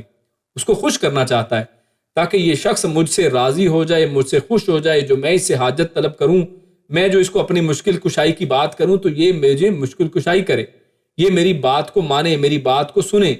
تو اصل میں وہ ہر شخص کے پیچھے اصل میں یہی ہوتا ہے کہ اس شخص کے اندر کوئی غیبی قوتیں ہیں، اور یہ اسی وجہ سے اس شخص کو یہ مانتا ہے کہ جناب یہ میری بات سن بھی رہا ہے اور میری آگے بات کو پھر قبول بھی کرے گا، اور پھر آگے میری بات کو آگے پہنچائے گا، یا جو بھی مجھے اس مسئلے سے خود نکالے گا۔ تو یہ سارے مقاصد اس کے اندر ہوتے ہیں۔ اور سورۃ الفاتحہ کے اندر بھی ہمارے سامنے یہ آتا ہے کہ اللہ رب العزت اپنے ساتھ یہ بات کرتے ہیں۔ اللہ فرماتا ہے ایاک نعبد و ایاک نستعین، یعنی جب دعا کی جاتی ہے تو پیچھے کیا ہوتا ہے؟ پیچھے ایک مدد ہوتی ہے، یعنی اے اللہ ہم تیری عبادت کرتے ہیں، ساتھ ہی ہم نے کیا فرمایا، ہم نے کیا کہا، وَإِيَّاكَ نَسْتَعِينُ، کہ ہم تجھ ہی سے مدد چاہتے ہیں۔ یعنی جب ہم عبادت تیری کرتے ہیں تو پھر مدد ہی تجھ سے چاہتے ہیں۔ یعنی اس آیت سے ہمارے سامنے یہ کلیہ فارمولہ آیا کہ جب کوئی کسی کی عبادت کرتا ہے تو اصل میں وہ کیوں عبادت کر رہا ہوتا ہے، تو اس کی عبادت کے پیچھے ایک مقصد ہوتا ہے، اور وہ مقصد کیا ہے کہ اس سے مدد بعد میں مانگی جائے، اس سے کوئی مدد لی جائے۔ انسان اسی طرح دنیا کے اندر جب کام کرتا ہے، کسی جگہ پر جاب کرتا ہے، تو کیوں کرتا ہے؟ کیوں انسان وہاں پر سرونگ کرتا ہے، سروس کرتا ہے؟ تاکہ اینڈ پہ اس کو سیلری ملے، آفٹر سروس بینیفٹس ملے، وہ ساری کچھ نہ کچھ حاصل کر سکے۔ فضول میں تو کوئی شخص ایسا نہیں کر رہا ہے۔ تو یہی مقصد جو غیر اللہ کی عبادت کرنے والوں کا بھی ہوتا ہے، جو ہمیں یہاں سے پتہ چلتا ہے کہ یہ جو ہے جائز نہیں ہے، بلکہ یہ لوگ اصل میں جن کو بھی پکارتے ہیں وہ کیا ہیں؟ اللہ نے فرمایا الا اناسا، یہ عورتیں ہیں، یہ عورتوں کو پکارتے ہیں۔ اب یہاں پر یہ اللہ رب العزت نے عورتوں کو پکارنے کی بات کیوں کی ہے؟ تو اس میں 2-3 مختلف معنی ہمارے سامنے، 2-3 مفہوم ہمارے سامنے آتے ہیں۔ ایک تو یہ کہ پہلی بات تو یہ کہ جو اناسن، یہ جو ہے انسا کی جمع ہے، اور انسا کا مطلب کیا ہوتا ہے؟ یعنی عورت، یعنی فیمیل، جو فیمیل جینڈر ہے۔ تو فیمیل جینڈر کی یہاں پر بات کی جا رہی ہے، یعنی اسپیشلی کسی عورت کی بات نہیں کی جا رہی، بلکہ فیمیل جینڈر کی بات ہو رہی ہے۔ تو ان سے مراد یا تو وہ بت ہیں جن کے آپ اکثر اگر نام قرآن کریم میں بھی دیکھیں یا حدیث میں دیکھیں یا اگر پوری پرانی تاریخی کتابوں میں دیکھیں تو آپ کو کیا ملیں گے؟ وہ سارے فیمیل نام ہیں۔ لات، یعنی اللہ کے مقابلے میں انہوں نے اللات بنا لیا۔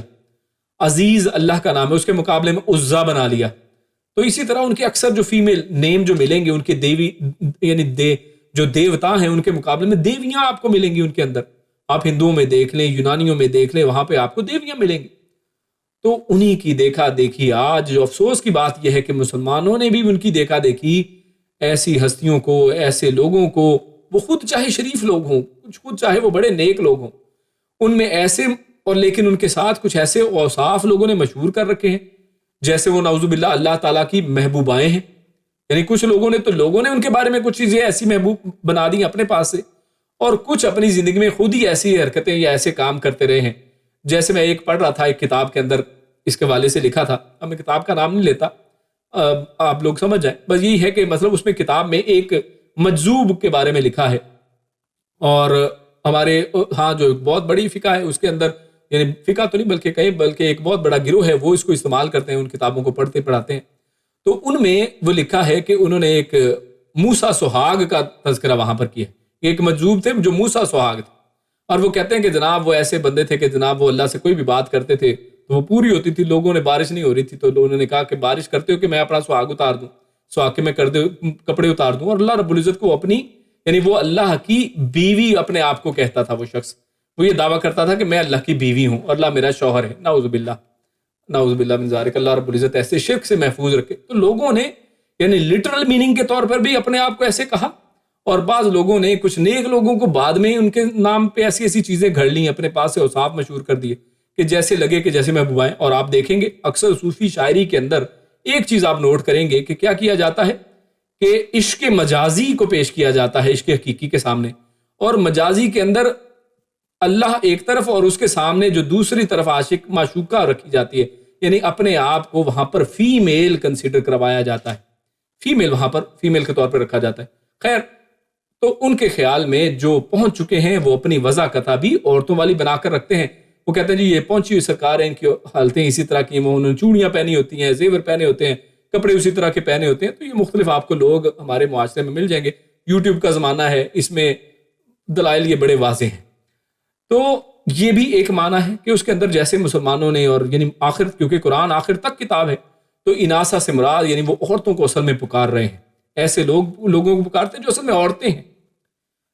اور آپ یہ بھی جانتے ہیں کہ قرآن کریم میں اللہ رب العزت نے سورۃ النجم وغیرہ میں بھی فرمایا، اور بھی جگہوں پہ اللہ رب العزت کا ارشاد ہے کہ تم اپنے لیے تو کہتے ہو کہ بیٹے اور اللہ کے لیے کہتے ہو کہ بیٹیاں، یعنی اللہ کے لیے تم چنتے ہو تو ہمیشہ بیٹیوں کی صنف چن لیتے ہو اللہ کے لیے، تو کہ بھی اللہ کی اولاد بناتے ہو اور پھر اولاد بھی ایسی بناتے ہو کہ جیسے بیٹیاں۔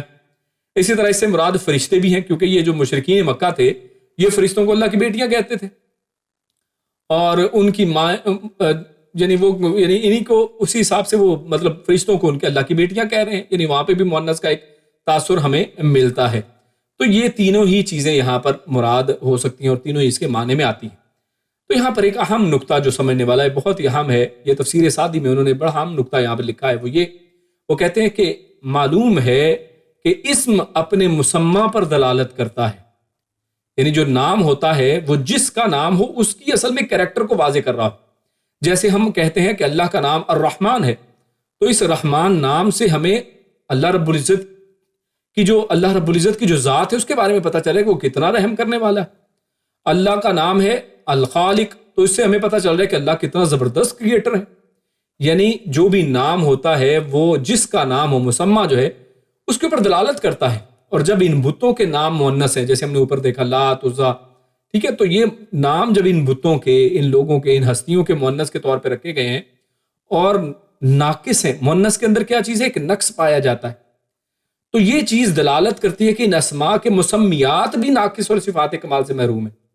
یعنی جن کو اللہ نے اسی لیے یہاں پر کیا کہا، الا اناسا، کے عورتوں کو اصل میں پکارتے ہیں، کیونکہ عورت جو ہے یعنی کمال صفات کی مالک نہیں ہوتی، مرد کے مقابلے کے اندر اس کے اندر کمال صفات نہیں ہوتی۔ اللہ کے نبی صلی اللہ علیہ وسلم کی حدیث بھی اس کے اندر ہے کہ اللہ کے نبی صلی اللہ علیہ وسلم نے ارشاد فرمایا ہے عورتوں کے حوالے سے کہ یہ دو چیزوں میں یعنی مردوں سے یہ کم تر ہے، یعنی دین کے اندر یعنی اس کے اندر کم ہے، یعنی اللہ رب العزت، اور اسی طرح یادداشت کے اندر اس لیے 2 گواہیاں ان کی لی جاتی ہیں کہ وہ بھول جاتی ہیں، گھروں کے اندر رہتی ہیں، اس لیے ان کا کیونکہ یہ کام نہیں ہے باہر نکل، تو لہٰذا اس انداز سے اگر ہم دیکھیں تو یہ کہ اصل میں اناسا یہاں پر کہے کہ جن کو پکارا جا رہا ہے ان کی ناقص پن کو یہاں پر ظاہر کیا جا رہا ہے کہ جب جن کا نام ہی مؤنث ہے تو اس کا مسمى یعنی جس کا نام رکھا ہے تو وہ کتنا ناقص ہے، تو لہٰذا اناسا کے اندر نقص کی ایک بات کی گئی ہے۔ اللہ رب العزت یہ بیان کرنا چاہتا ہے کہ جن کو تم پکارتے ہو ان کے اندر ایک نقص پایا جاتا ہے، اور اس کی بہت سی مثالیں ہمیں قرآن کریم میں ملتی ہیں، یہاں پر چند آپ کے سامنے صرف رکھتے ہیں، وقت کی کمی ہے ہمارے لیے۔ تو اللہ تعالیٰ نے اپنی کتاب میں ان کی کمزوری اور نقص کو بے شمار مقامات پر واضح فرمایا ہے۔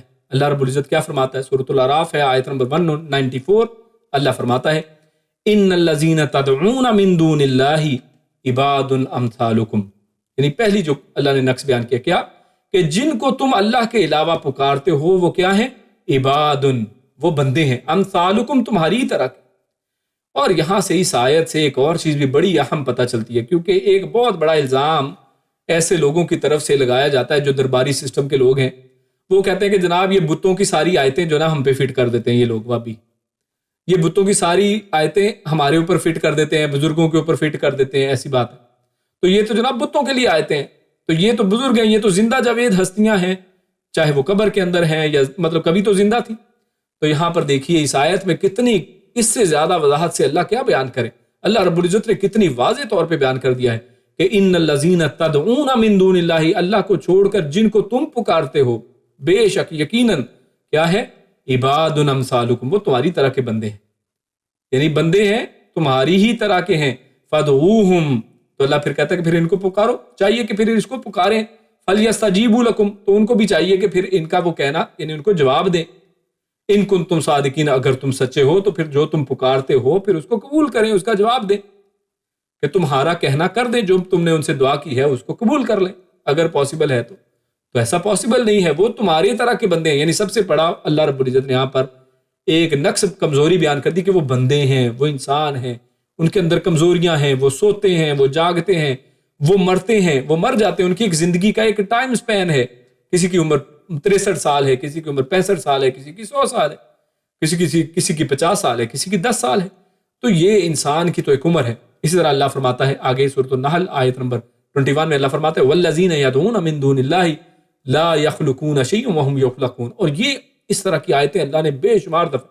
اور میں تو قرآن کو پڑھتا ہوں تو اکثر مجھے ایسے لگتا ہے کہ جیسے یہ ایک بطور شرط اللہ نے پیش کیا ہے کہ جو بھی دعوے دار ہے کہ اس سے پکارا جائے، اس سے کوئی بات کی جائے، اس سے کوئی مشکل کشائی کروائی جائے، تو اس کے سامنے ایک شرط رکھی گئی ہے کہ تم نے کیا پیدا کیا ہے، کیا تم نے بھی کبھی کوئی چیز پیدا کی ہے؟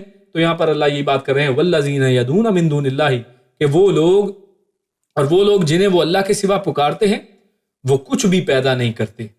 یعنی جن کو پکارا جا رہا ہے ان کے اندر یہ کوالٹی ہونی چاہیے کہ وہ کچھ پیدا کرنے کے قابل ہوں. تو اللہ کہہ رہا ہے وہ تو کچھ پیدا نہیں کرتے، بلکہ کیا ہے وَهُمْ يُخْلَقُونَ، بلکہ وہ تو خود پیدا کیے گئے ہیں. یعنی وہ پیدا نہیں کرتے کسی کو، بلکہ خود پیدا کیے گئے ہیں. ان کو کسی نے پیدا کیا ہے، ان کا ایک کریٹر ہے. وہ کس چیز کے کریٹر ہیں بتائیں تو صحیح.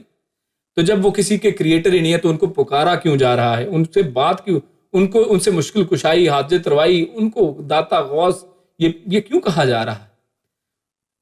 اور یہاں پر اللہ رب العزت یہ بات کی. اور اگلی آیت اسی سے اگلی آیت جو ہے سورۃ النحل ہی کی، وہ کیا کہتی ہے؟ امواتن، یعنی ان کی بے بسی کا عالم اللہ نے، ان کی کمزوری کا عالم دیکھیں بیان کر دیا ہے کہ ایک تو یہ ہے کہ انہوں نے کچھ پیدا نہیں کیا ہے، وہ خود پیدا شدہ ہے. اور اس سے بھی بڑی بے بسی کیا ہے کہ امواتن، وہ مردے ہیں.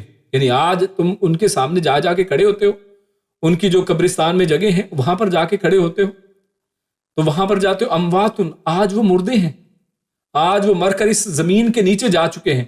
اور اگر وہ نیک تھے تو اللہ رب العزت کے وہاں پر انعامات کو چکھ رہے ہیں، انعامات کو کھا رہے ہیں، ان کو حاصل کر رہے ہیں، ان کے لیے جنت کے دروازے کھلے ہوئے ہیں. اگر وہ کوئی بد آدمی تھا تو اس کے لیے ظاہر ہے اسی طرح کے اس کے لیے حالات ہیں. تو وہ تو آج مردے ہیں. امواتن غیر احیائن، غیر یعنی وہ اس علاوہ ہیں، احیائن زندے، یعنی وہ زندے ہیں، وہ زندے نہیں ہیں. غیر یعنی علاوہ ہیں وہ زندے کے، یعنی وہ مردے ہیں. صرف اتنا ہی کہہ دیتا تو کافی تھا. اللہ نے فرمایا کہ وہ زندے نہیں ہیں. یعنی کہ لوگ کیونکہ آج یہ بھی دعویٰ کرتے ہیں کہ جناب یہ قبر کے اندر تو ہستی چلی گئی ہے، لیکن قبر کے اندر وہ جناب زندہ ہے. اور بلکہ زندہ کیسی، زندہ بھی ویسی ہی نہیں تھی جتنی پاوریں اب اس کے پاس آ گئی ہیں. اب قبر کے اندر جانے کے بعد اس سے بھی زیادہ پاورز اس کو مل گئی ہیں. تو اللہ نے اس کی بے بسی اور اس کی موت کی آخر بتا دی ہے کہ اموات غیر احیائن، کہ وہ مردے ہیں، ایسے مردے کہ بالکل زندہ نہیں ہیں. وما یشعرون ایان یبعثون، اور وما یشعرون، اور ایسے مردے ہیں. بندہ کوئی کہہ سکتا نا کہ اچھا چلو مردے ہی ہیں، لیکن کبھی کوئی آ کے ان کو سلام کرتا ہے جناب قبرستان میں، تو لوگوں نے اپنے سے باتیں بنائی ہوئی ہیں کہ جناب یہ ہوتا ہے وہ ہوتا ہے، وٹ ایور. اللہ کہتے ہیں وما یشعرون، ان کو تو اتنا بھی شعور نہیں ہے ایان یبعثون، کہ کب وہ اٹھائے جائیں گے. ان کو تو اپنے اٹھائے جانے کا شعور نہیں ہے کہ قیامت والے دن کب آئے گا اور کب ان کو قبر سے اس قبر والی جگہ سے اٹھایا جائے گا. تو تم ان کو کھڑے ہو کے وہاں پر پکارتے ہو یہ کر دو وہ کر دو، تو ان کو تو اپنے اٹھائے جانے کا علم شعور نہیں ہے، تو ان کو تمہاری باتوں کا کیا پتا ہوگا. آگے اللہ رب العزت اس طرح سورۃ الحج میں ایک اور بے بسی بیان کرتے ہیں. اللہ فرماتا ہے یا ایھا الناس ضرب مثل، اے انسانوں تمہارے لیے ایک مثال بیان کی گئی ہے. فاستمعوا لہ، انداز دیکھیے، بڑا کمال انداز ہے. اللہ کیا فرماتا ہے؟ غور سے سنو. یعنی ایک مثال بیان کی جانے لگی ہے اور لہٰذا تم اب بالکل اٹینٹو ہو جاؤ، بی اٹینٹو، غور سے سنو. فاستمعوا لہ، اس کو غور سے سنو. اب کیا ہے وہ مثال؟ اس کا مطلب بڑی اہم بات کی جانے لگی ہے، دھیان سے سنیے. اللہ فرماتا ہے ان الذین تدعون من دون اللہ، بے شک وہ لوگ جن کو تم پکارتے ہو من دون اللہ، اللہ کو چھوڑ کر، لن یخلقوا ذبابا، یعنی بڑی بڑی چیزیں تم تو پھڑے مارتے ہو نا کہ وہ یہ بھی کر سکتے ہیں، بچے دیتے ہیں، یہ جناب منڈا ہونا ہے فلانے کو چل جو، وہ لڑکے لڑکیاں دیتے ہیں. اللہ فرماتا ہے لن یخلقوا ذبابا، انہوں نے تو مکھی بھی پیدا نہیں کی. وَلَوِ اجْتَمَعُوا لَهُ، اور اکیلے نہیں، اگر وہ سارے مل جائیں تو وہ مل کے بھی مکھی پیدا نہیں کر سکتے ہیں. وَإِن يَسْلُبْهُمُ الذُّبَابُ شَيْئًا، اور اگر ذباب یہی مکھی ان سے کوئی چیز چھین لے، یعنی پیدا کرنا تو چلو بڑی بات ہے، اگر وہ مکھی جس کو اللہ نے پیدا کیا ہے ان کے سامنے کھانا پڑا ہوا ہے، اس میں سے کوئی چھین کے اٹھا کے کوئی چیز ایک ذرہ لے جائے، لا يستنقذوه منه، تو یہ اس کو واپس چھین بھی نہیں سکتے ہیں، اسے چھڑا بھی نہیں سکتے. اللہ نے آخر میں کیا فرمایا؟ ضعف الطالب والمطلوب، کہ کتنا کمزور ہے جو طالب ہے اور کتنا کمزور ہے جو مطلوب ہے. یعنی جو مانگ رہا ہے اس کی کمزوری ذرا چیک کریں، اور جس سے مانگ رہے ہیں اس کی ذرا حالت چیک کریں کہ اس کی اپنی حالت کیسی ہے. جس سے کھڑے ہو کے یہ مانگتے ہیں کہ مجھے یہ دے دو، مجھے وہ دے دو، میری فلاں مدد کی جائے، میرا فلاں کاروبار بیٹھ گیا اس کو اٹھان مل جائے، تو میرے بھائیو یہ تو اس دونوں اتنے کمزور ہیں، تو لہٰذا یہ بالکل ایک بے سر و پا سودا ہے، تو اس سے باہر نکل چاہیے. آگے اللہ فرماتا ہے ایک اور آیت سورۃ العنکبوت، اللہ فرماتا ہے وَكَأَيٍّ مِّن دَابَّةٍ لَا تَحْمِلُ رِزْقَهَا، یعنی اللہ رب العزت فرماتے ہیں اور کتنے ہی چلنے والے جاندار ہیں جو اپنا رزق نہیں اٹھاتے ہیں. اللہ یرزقھا، اللہ رب العزت نے انہیں رزق دیتا ہے. وَإِيَّاكُمْ، اور اللہ تمہیں بھی رزق دیتا ہے. یعنی رزق کی بات اگر کر لیں، یعنی ایک تو ہو گئی پہلی بات ہے کہ تم ان سے دعائیں کرتے ہو. دوسرا یہ ہے کہ تم ان سے اب کہتے ہو کہ جناب ہمارا رزق میں اضافہ ہو جائے، یہ ہو جائے، وہ ہو جائے. اللہ رب العزت فرماتے ہیں کہ کسی کو اللہ کے علاوہ کوئی اور رزق دیتا ہی نہیں ہے، بلکہ وہ تمہیں بھی رزق دیتا ہے. یعنی جن کو تم مانگتے ہو ان کی کمزوری کا عالم تو یہ ہے کہ وہ خود اللہ سے رزق لیتے ہیں، تو پھر وہ تمہیں کیا رزق دیں گے؟ یعنی جو خود کسی کے اوپر پل رہا ہے، جو خود اللہ کے در کا فقیر ہے، تو تم اس کے در کے فقیر کیسے بن سکتے ہو؟ وَهُوَ السَّمِيعُ الْعَلِيمُ، اور وہ اللہ جو ہے جو رزق دیتا ہے سب کو، وہ کیا ہے؟ سمیع، وہ سننے والا ہے. یعنی جب کسی کے گھر میں کھانا نہیں ہے، جب کوئی پریشانی کی حالت میں ہے، وہ اس پریشانی کی حالت میں جب وہ پکارتا ہے اپنے رب کو، تو اللہ اس کی بات کو سنتا ہے. اور علیم، بلکہ اس سے بھی اگلی بات ہے کہ اللہ تو اس سے پہلے جانتا ہے کہ یہ مجھے پکارنے والا اور یہ بندہ کس تکلیف میں ہے. اللہ رب العزت سب جانتے ہیں. آگے اللہ رب العزت سورۃ الرعد میں فرماتے ہیں کل افاتخذتم من دونه اولیاء لا یملکون لانفسهم نفعا ولا ضرا، کہ کیا تم نے اس کے سوا کارساز بنا رکھے ہیں جو اپنی جانوں کے لیے نہ کسی نفع کے مالک ہیں اور نہ نقصان کے. یعنی تم نے اولیاء، اور یہاں پر خصوصاً دیکھیے اولیاء کا لفظ آ گیا ہے، جن کو آج ہم اولیاء کہتے ہیں. تو اللہ کہتے ہیں کہ تم نے اولیاء اللہ کو چھوڑ کے بنائے ہوئے ہیں. وہ تو مالک نہیں ہے اپنی جانوں کے کسی نفع نقصان کے بھی. یعنی وہ تو اپنے لیے بھی کوئی نفع نہیں کر سکتے، نہ ہی اپنے اوپر سے کسی نقصان کو ہٹا سکتے ہیں. تو تم ان کو پکارتے ہو، تم نے ان کو اپنا کارساز بنا لیا ہے. تم کہتے ہو کہ فلاں میرا بگڑی بنانے والا ہے، فلاں میرا مشکل کشائی کرنے والا ہے. وہ تو خود مشکل میں پھنس جاتا ہے. آج افسوس کی بات تو یہ ہے کہ سیدنا علی رضی اللہ تعالی عنہ کو مشکل کشا کہا جاتا ہے، جبکہ خیبر کا دن ہے. آپ سب جانتے ہیں یہ واقعہ. اللہ کے نبی صلی اللہ علیہ وسلم بلاتے ہیں کہ حضرت علی رضی اللہ تعالیٰ عنہ موجود نہیں ہے، وہ کدھر ہے؟ اور ان کو بتایا جاتا ہے کہ علی رضی اللہ تعالیٰ عنہ ان کی آنکھ کے اندر کوئی عیب آ گیا ہے، کوئی اس کے اندر آنکھ میں کوئی مطلب پریشانی، کوئی بیماری ہے. تو اللہ کے نبی صلی اللہ علیہ وسلم ان کو بلاتے ہیں اور ان کی آنکھ کے اندر اپنا تھوک مبارک جو ہے وہ اس میں ڈالتے ہیں، تو ان کی مشکل کشائی ہوتی ہے. ان کا مسئلہ تو حل ہو گیا، یعنی ایک دوا دینے سے، اللہ کے نبی صلی اللہ علیہ وسلم کے تھوک سے. تو جس کو مشکل کشا سمجھا جا رہا ہے وہ تو خود مشکل میں پڑا ہوا ہے. تو میرے بھائیوں، کیا تم ان کے سوا کارساز بنا لیا ہے؟ کیا تم نے ان کو اولیاء بنا لیا ہے جو اپنے نفع نقصان کے بھی مالک نہیں؟ تو جب یہ اتنے کمزور اور بے بس ہیں، بلکہ اپنی ذات تک کے نفع نقصان کے مالک نہیں، اور اگر کوئی ان کو نقصان پہنچانا چاہے تو یہ اپنی مدد کرنے پر بھی قادر نہیں ہے، تو کوئی ایسے انہیں اپنی مشکل کشائی کے لیے پکار سکتا ہے؟ یعنی یہ کویسچن ہے جو ہم سب کو اور ان سب لوگوں کو کہ جو اس دھندے میں پڑے ہوئے ہیں ان کو سوچنا چاہیے. اور اس ہستی کے لیے اخلاص کو کیسے ترک کر سکتا ہے کہ لوگ اللہ کے لیے خالص نہیں کرتے ہیں اپنی عبادات کو، اپنی دعاؤں کو، کہ جو صفات اولیاء، یعنی جس کی صفتیں سب سے اعلیٰ ہیں، حمد و کمال ہے، یعنی جس کی ہی صرف تعریفیں ہیں، جو اصل میں کمال ہے. کمال کہتے ہیں یعنی جو مکمل، جس کے اندر کوئی نقص نہ ہو، جو مجد و جلال کا مالک ہے، یعنی جس کی بزرگی، بڑائی ہے، جلال ہے، غلبہ و جمال ہے، اور رحمت و احسان ہے، تخلیق و تدبیر اس کی ہے، اور اس میں وہ منفرد ہے، اور امر و تقدیر میں عظیم حکمت کی مالک ہے. تو اس کو چھوڑ کر ایسے لوگوں کو پکارا جاتا ہے. اللہ رب العزت فرماتا ہے کہ ان لوگوں نے میری قدر نہیں کی جیسے میری قدر کرنے کا حق تھا. تو اسی آیت کے اندر اللہ رب العزت آگے کیا فرماتا ہے دوسرے حصے میں، وَإِن يَدْعُونَ إِلَّا شَيْطَانًا مَرِيدًا، اور نہیں وہ پکارتے مگر شیطان کو. کیسا شیطان؟ جو سرکش شیطان ہے. تو اصل میں یہاں پر بھی سمجھ لیجئے، یہاں پیچھے ہم نے بات کی ہے کہ یہ لوگ بتوں کی پوجا کرتے ہیں، ایسی ہستیوں کی پوجا کرتے ہیں، ان سے دعائیں کرتے ہیں، غیر اللہ کی دعائیں کرتے ہیں، یا کسی کو اپنا پیشوا رہبر بنا لیتے ہیں جو اللہ کے سوا ایک دین پیش کرتا ہے، اللہ کے سوا ایک مذہب پیش کرتا ہے، ایک ایسا فرقہ پیش کرتا ہے جو بالکل ٹکراتا ہے دین کے ساتھ. تو ایسے لوگوں کی وہ عبادت کرتے ہیں، ان سے پکارتے ہیں، ان سے دعائیں کرتے ہیں. تو یہاں پر شیطان مریدہ کی بات کی جا رہی ہے کہ وہ نہیں وہ پکارتے مگر شیطان کو اصل میں پکارتے ہیں. تو یہ اصل میں بات کیا ہے؟ تو اس کی حقیقت یہ ہے کہ بتوں کی، فرشتوں کی، دیوی دیوتاؤں اور دوسری ہستیوں کی عبادت کرنے والے اپنے خیال میں جس کی بھی عبادت کرتے رہیں، یعنی نام وہ جو مرضی رکھ رہے ہیں، حقیقت میں وہ سرکش شیطان ہی کی عبادت کر رہے ہیں. یعنی اصل میں وہ اسی کے کہنے کے اوپر، اس سائیڈ کے اوپر کیونکہ چلتے ہیں، کیونکہ شیطان ہی انہیں اللہ کے دروازے سے ہٹا کر دوسروں کے آستانوں اور چوکھٹوں پر جھکاتا ہے. تو اس لیے اللہ رب العزت نے یہاں فرمایا کہ نہیں وہ اصل میں عبادت کرتے، بلکہ شیطان کی جو سرکش ہے، جو خود رستے سے ہٹ گیا، وہ اس کی پوری کوشش ہے کہ سب کو اس رستے سے ہٹا دے۔ اور اگلی آیت میں بھی اللہ فرماتا ہے کہ لعنہ اللہ، کہ اس کی لعنت ہے اللہ کی، کہ وہ تو چاہتا ہی ہے کہ سب کو اس رستے سے ہٹا لے، اس میں سے ایک حصہ جو ہے علیحدہ کر لے لوگوں میں سے، کہ جو اس کے ساتھ چلنے والے ہیں، جو جہنم میں اس کے ساتھ دینے والے ہیں۔ تو جن لوگوں کی یہ پوجا کرتے ہیں انہیں تو خبر ہی نہیں ہے کہ کوئی ہمیں پکار رہا ہے، یعنی بہت سی تو ہستیاں ان میں سے ایسی ہیں، بہت سے لوگ ایسے ہیں جن کو آج پکارا جاتا ہے کہ ان کو بیچاروں کو کوئی خبر نہیں ہے کہ ہمارے ساتھ کیا کیا برا سلوک کیا جا رہا ہے، ہماری قبروں کے اوپر کیا کیا کام کیے جا رہے ہیں، ان کو تو معلوم بھی نہیں ہے۔ اللہ رب العزت سورۃ الاحقاف کے اندر ارشاد فرماتے ہیں، آیت نمبر 5 اور 6 میں اللہ فرماتا ہے وَمَنْ أَضَلُّ مِمَّنْ يَدْعُو مِن دُونِ اللَّهِ مَن لَّا يَسْتَجِيبُ لَهُ إِلَىٰ يَوْمِ الْقِيَامَةِ وَهُمْ عَن دُعَائِهِمْ غَافِلُونَ وَإِذَا حُشِرَ النَّاسُ كَانُوا لَهُمْ أَعْدَاءً وَكَانُوا بِعِبَادَتِهِمْ كَافِرِينَ۔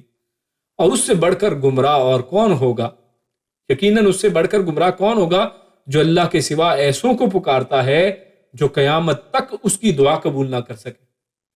کیا فرمایا اللہ نے کہ من دون اللہ من لا یستجیب لہ الی یوم القیامہ، یستجیب یعنی جواب دینا، اس کی دعا کو قبول کرنا، قیامت تک وہ اس کی دعا کو جواب ہی نہیں دے سکتے ہیں، اس کو پکارتے ہو۔ اس سے بڑا گمراہ کون شخص ہو سکتا ہے؟ بلکہ ان پکارنے سے محض وہ بے خبر ہیں، ان کے پکار سے وہ بے خبر، انہیں تو پتہ ہی نہیں ہے کہ ہمیں کوئی پکار رہا ہے، وہ بیچارے تو قبر کے نیچے اپنے یا مزے لے رہے ہیں یا سزا بھگت رہے ہیں، تو ان کو تو بیچاروں کو کچھ پتہ نہیں ہے۔ اور جب لوگوں کو جمع کیا جائے گا تو یہ ان کے دشمن ہو جائیں گے۔ قیامت والے دن پھر حالت دیکھنے والی ہوگی کہ یہ آپس میں ایک دوسرے کے دشمن ہو جائیں گے اور ان کی اس عبادت سے صاف انکار کر دیں گے۔ کیا فرمایا وَإِذَا حُشِرَ النَّاسُ كَانُوا لَهُمْ أَعْدَاءً، جب اکٹھا کیا جائے گا لوگوں کو تو وہاں پر یہ آپس میں دشمن بن جائیں گے۔ وَكَانُوا بِعِبَادَتِهِمْ كَافِرُونَ، ان کی عبادت سے یہ لوگ انکار کر دیں گے۔ کافرین مطلب اس کا کفر کر دیں گے، اس کا انکار کر دیں گے، بھی ہماری تو انہوں نے کبھی عبادت نہیں کی۔ کیا مطلب یہ پتہ چلا کہ قیامت تک، یعنی ان کے موت سے لے کر قیامت تک کے درمیان میں جو ان کی قبروں پر جا کے ہوتا رہا ہے، یہ لوگ اس سے بالکل بے خبر ہیں۔ ان کو تو پتہ ہی نہیں ہے کہ ان کی عبادت کی جا رہی ہے، ان کو تو پتہ ہی نہیں ہے کہ وہاں پہ سجدے کیے جا رہے ہیں، یعنی جن کے بارے میں یہ گمان کیا جاتا ہے کہ ان کو سب چیزوں کا علم ہے، ان کی حالت یہ ہے کہ وہ تو ان کی عبادت سے بالکل انکار کر دیں گے، ان کو کچھ پتہ نہیں ہوگا۔ اس طرح سورہ یونس میں اللہ فرماتا ہے، آیت نمبر 66 ہے کہ وَمَا يَتَّبِعُ الَّذِينَ يَدْعُونَ مِن دُونِ اللَّهِ شُرَكَاءَ إِن يَتَّبِعُونَ إِلَّا الظَّنَّ وَإِنْ هُمْ إِلَّا يَخْرُصُونَ، اور جو لوگ اللہ کو چھوڑ کر دوسرے شرکاء کی عبادت کر رہے ہیں، کس چیز کی پیروی کر رہے ہیں؟ اور محض اٹکلیں لگا رہے ہیں۔ یعنی اللہ کو چھوڑ کر جس کی بھی عبادت کر رہے ہیں، اصل میں وہ کیا ہے؟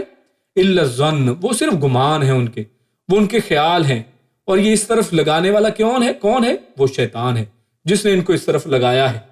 تو ایک تو اس کا یہ مفہوم ہمارے سامنے آتا ہے، اور دوسرا آج اگر ہم دیکھیں، اس زمانے میں تو ایسا نہیں تھا کہ باقاعدہ کوئی لوگ شیطان کی عبادت کرتے ہو، آپ نے کبھی نہیں سنا ہوگا، پہلے زمانوں میں کتابوں میں دیکھیں تو کچھ ایسی چیز نہیں ملتی، لیکن آج لٹرلی لوگ جو ہیں، ایسی تنظیمیں، ایسے لوگ، ایسے گروہ، ایسے فرقے، ایسے مذہب بن چکے ہیں جو باقاعدہ شیطان کی عبادت کرتے ہیں، جو ڈائریکٹ اب شیطان ہی کو اپنا رب مانتے ہیں، اور اس میں بے شمار نام ہے، چاہے وہ اب یہ کیا چیز ہے، مطلب یہ الومناتی ہے، اب اس کے بارے میں ریسرچ آپ اگر نیٹ پہ دیکھیں تو بے شمار چیزیں آپ کو مل جائیں گی۔ اس طرح فری میسنز کے بارے میں بھی اسی طرح، یہ جو 2 خفیہ تنظیمیں، اس کے بارے میں یہی کہا جاتا ہے کہ یہ لوگ اصل میں شیطان کے ہاتھ پر بیعت کیے ہوئے ہیں، یہ اسی کو مانتے ہیں، اسی کا کہنا مانتے ہیں، اسی کی عبادت کرتے ہیں۔ اور اس طرح آج اگر آپ نیٹ پہ دیکھیں تو آپ کو سیٹنسٹس ملیں گے، یعنی جو شیطان کی عبادت کرنے والا ہوگا، جیسے مسلمان کہتے ہیں ہم لوگ، ٹھیک ہے، اللہ والے کہتے ہیں، تو اس طرح شیطان والے سیٹنسٹس، ٹھیک ہے، اسی طرح چرچ آف سیٹان کے نام سے، سیٹن کے نام سے آپ کو چیزیں ملیں گی، تو اسی طرح ٹیمپل آف سیٹن کے نام سے آپ کو ویب سائٹس مل جائیں گی۔ تو یہ سارے لوگ اب شیطان کا نام لے کر باقاعدہ طور پر اس کام کی طرف لگ پڑے ہیں۔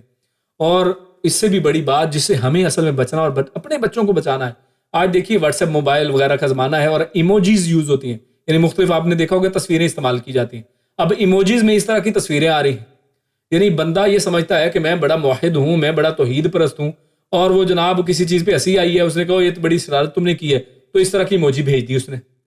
یہ ایموجی چھوٹے چھوٹے پکچرز ہوتی ہیں، وہ لوگ واٹس ایپ وغیرہ پہ بھیج دیتے ہیں، تو اصل میں یہ کیا ہے؟ یہ شیطان کو شیطان وہی دیکھیں، سینگ ہے، اس کی ٹیل، اس طرح کی ایک شکل بنائی ہوئی ہے لوگوں نے، تو اصل میں اس کی ریپرزنٹیشن کر رہے ہیں۔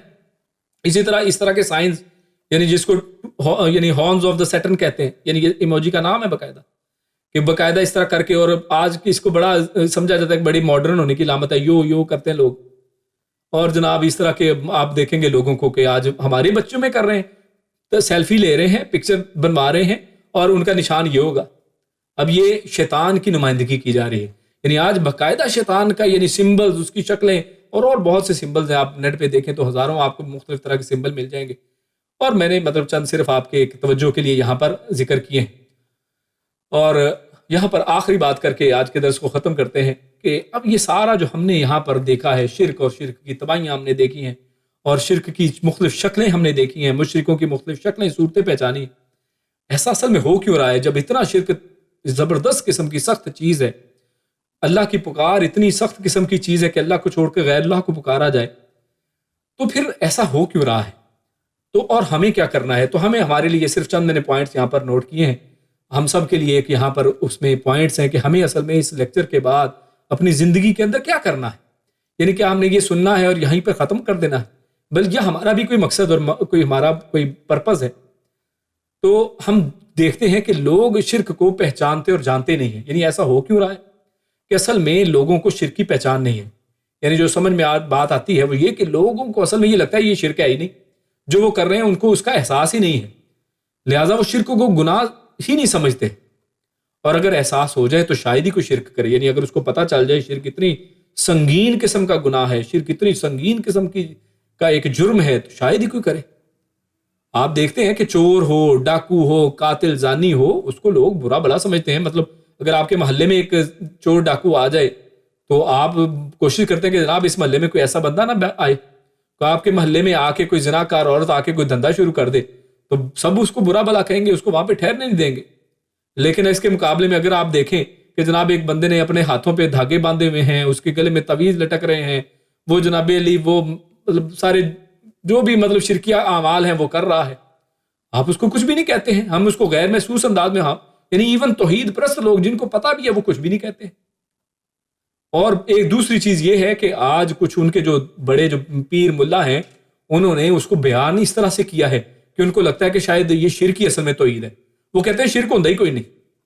مطلب بعض آپ کو یاد ہوگا کہ مطلب پیچھے پاس میں ہی ایک ہستی جو ہیں فوت ہوئی ہیں، وہ بڑی ایک معروف بات کیا کرتے تھے جناب. وہ کہتے ہوتے تھے کہ جناب ایویں شرک شرک توحید کرتے رہتے، پورے قرآن سے توحید والا کوئی لفظ نہیں ہے.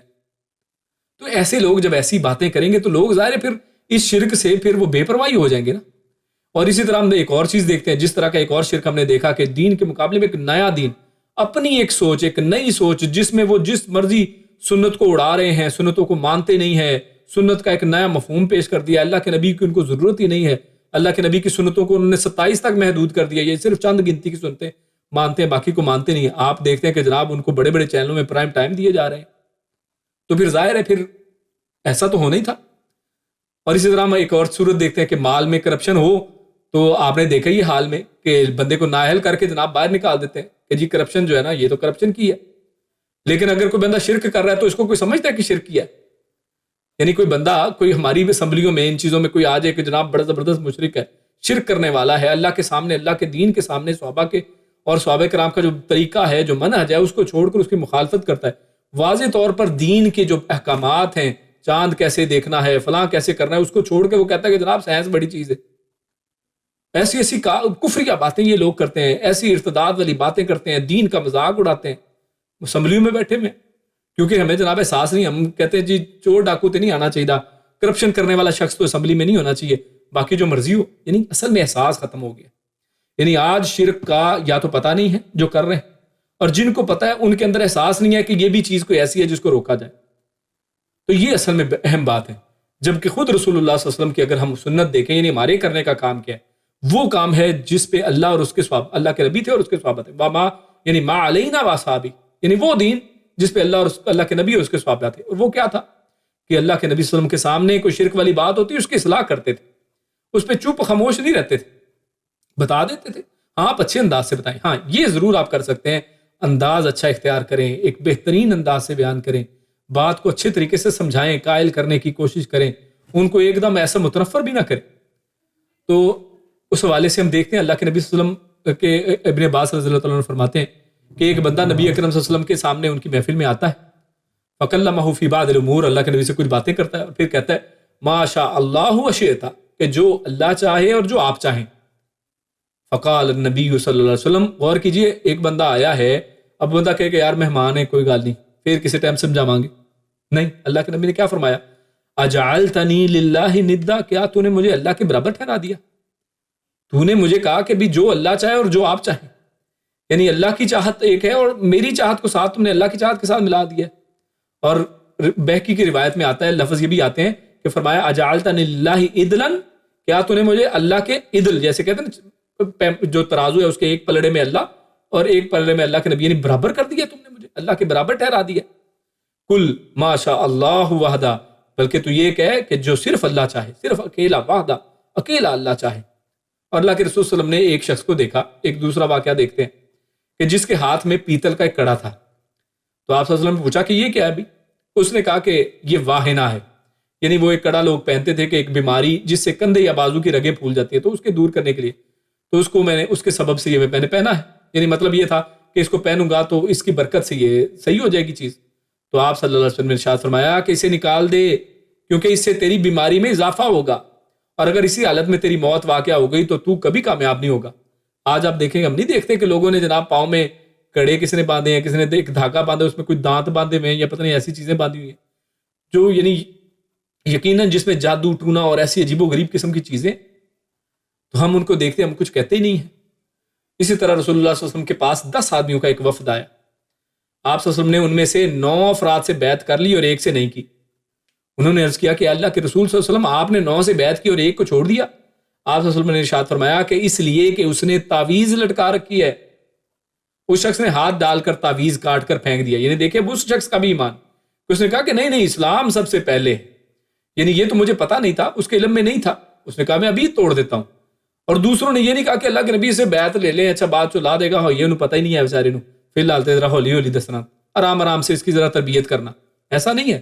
دیکھیے اللہ کے نبی نے کیا کہ فوراً اس کی بیعت ہی نہیں کی اور اس کو کہا کہ جناب تمہارا مسئلہ یہ ہے کہ تم نے تعویذ لٹکایا ہوا ہے، اور اس بندے نے بھی اپنا وہ مسئلہ، وہ شرک والا کام اسی ٹائم ختم کیا۔ پھر آپ صلی اللہ علیہ وسلم نے اس سے بیعت کی اور فرمایا جس نے تعویذ لٹکائی اس نے شرک کیا، من تعلق تمیمۃ فقد اشرک۔ اسی طرح حذیفہ رضی اللہ تعالیٰ عنہ ایک مریض کے پاس آئے، یعنی صحابہ کرام کا بھی یہ عمل تھا، یعنی صرف یہ نہیں کہ حضور صلی اللہ علیہ وسلم ایسے ہمت کے کام کرتے، صحابہ کرام کی بھی مثالیں بے شمار ہیں، وقت ہمارے پاس نہیں ہے، کہ اس کے ہاتھ میں ایک دھاگا بندھا ہوا ہے، چنانچہ انہوں نے اسے کاٹ کر پھینک دیا اور فرمایا وما یؤمن اکثرهم باللہ الا وهم مشرکون، کہ اللہ رب العزت نے قرآن میں سورہ یوسف آیت 106 کا ریفرنس دے کے انہوں نے بات اس کو سمجھائی، کیا سمجھایا؟ اور ان میں سے اکثر لوگ اللہ پر ایمان لانے کے باوجود بھی مشرک ہیں، یعنی اللہ پہ تم ایمان بھی لے آئے اور تم ابھی بھی شرک کر رہے ہو، یعنی کتنے ہی لوگ ہیں کہ جو ایمان بھی لے آتے ہیں اور شرک بھی کرتے رہتے ہیں۔ اور یہ یہاں پر اس آیت میں یہ بھی رد ہے ان لوگوں کا جو آج ایک اور دھوکہ دینے کی کوشش کرتے ہیں، وہ کہتے ہیں کہ جناب علامہ شلامہ اپنے آپ کو کہلاتے ہیں، لیکن کہتے کیا ہیں؟ وہ کہتے ہیں کہ جناب مومن مسلمان تو کبھی شرک کر ہی نہیں سکتا ہے، یعنی انہوں نے اسی لیے شرک کے اوپر لوگوں کو دلیر کیا، ایسی باتوں نے لوگوں کو شرک کے اوپر دلیر کیا۔ وہ کہتے ہیں کہ جناب مسلمان شرک کر ہی نہیں سکتا ہے، جبکہ اللہ کی آیت، اللہ کا قرآن دیکھیں کیا کہتا ہے، وہ کہتا ہے وما یؤمن اکثرهم، کہ اکثر لوگ ایمان لاتے ہی نہیں ہیں باللہ اللہ پر، الا مگر وہم مشرکون، لیکن وہ ساتھ شرک کر رہے ہوتے ہیں۔ تو مشرکین مکہ نے رسول اللہ سے کہا تھا کہ آپ اپنے دین کی دعوت دیں۔ ابھی ایک اور انداز دیکھیں، بعض اوقات ہم یہاں پر بھی لینینٹ ہوتے ہیں، ہم کیا کہتے ہیں کہ جناب آپس سے جڑ کے بیٹھنا ہے، اتحاد کرنا ہے، اتحاد میں کوئی بات نہیں۔ دیکھیں نا اللہ کے نبی صلی اللہ علیہ وسلم کے سامنے بھی تو یہ بات آئی تھی، مشرکین نے کہا تھا کہ کوئی بات نہیں، یعنی کچھ ایک یعنی زمانہ آپ اللہ کے دین کی یعنی پورا پھیلاؤ کریں، اس کی عبادت کریں، کھلے عام خانہ کعبہ کا طواف کریں، سارا کچھ کریں، اور 1 سال ہمیں دے دیں، یعنی ہم اس میں مقرر کر لیتے ہیں، باریاں مقرر کرتے ہیں، ایک باری آپ کریں، ایک باری ہم کر لیں گے، مل جل کے کام چلا لیتے ہیں۔ اور دوسرا یہ کہ ہمارے بتوں کو آپ برا بلا نہ کہیں، ٹھیک ہے آپ اپنے اللہ کی عبادت کریں، اللہ کے لیے تو آپ اسلام کی یعنی اس کا پرچار کریں، اس کی دعوت دیں لوگوں کو، لیکن یہ ہمارے بتوں کو برا بلا کہتے رہتے ہیں آپ۔ تو اللہ تعالیٰ نے اس کے مقابلے میں پھر کیا دیکھیں، ہمارے سامنے آیات اللہ کے رب العزت نے قرآن نازل کر دیا، سورۃ الکافرون آپ کے سامنے ایسی صورتیں نازل ہوئی ہیں جس میں اللہ نے واضح فرما دیا ہے کہ لا اعبد ما تعبدون قل یا ایھا الکافرون، ان کو کافر کہا کہ اے کافرو، لا اعبد ما تعبدون، میں اس کی عبادت نہیں کرتا جس کی تم عبادت کرتے ہو، یعنی واضح 2 ٹوک پیغام دیا ہے۔